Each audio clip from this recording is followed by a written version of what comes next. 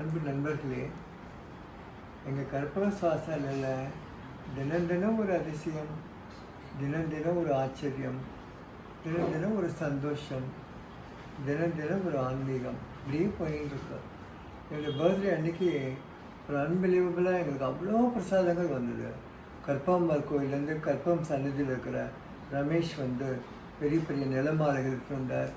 குங்குமம், விபூதி பிரசாதம், மஞ்சள், இன்னும் நிறைய வளையல் என்னெல்லாமோ கொண்டு வந்தார். கோயிலேருந்து அவ்வளோ பிரசாதம் கொண்டு வந்தார். சொல்லவே வேண்டாம், ஓதுவார் சர்க்குருநாதன் வந்து அழகாக பாடினார்.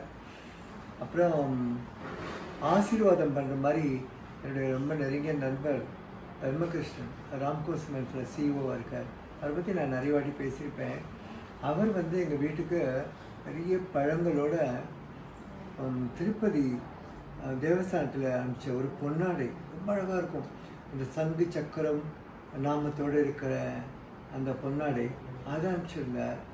அதை போட்டுட்டோம். அப்புறம் அடடா மேலே மேலே வந்துட்டே இருக்கேன், நினச்சின்னு இருக்கேன்.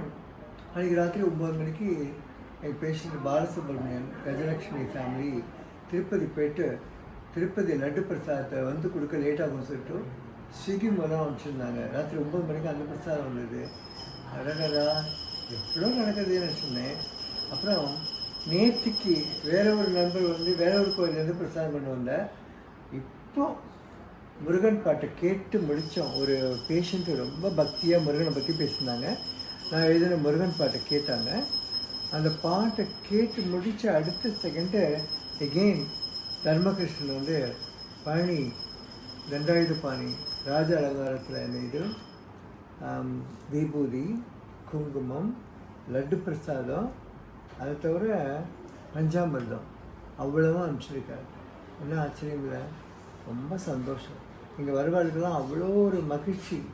என்னடா அது முருகனை பற்றி பேசணும், உடனே முருகனோட பிரசாதம் வந்துடுது அப்படின்னு பார்த்துக்கோப்போம். யாம் பெற்ற இன்பம் பெருகை வையகம். நீங்கள் எல்லோரும் சந்தோஷம் க்ஷேமமாக இருக்கணும். அம்பாள் அருளும் அந்த அம்மையப்பன் அருளும் அவன் பெற்ற பிள்ளைகள் 2 பேர் இருக்காளே முருகன் விநாயகர், அவள் அருளும் உங்கள் எல்லாருக்கும் எப்பொழுதும் இருக்கணும். சந்தோஷம்.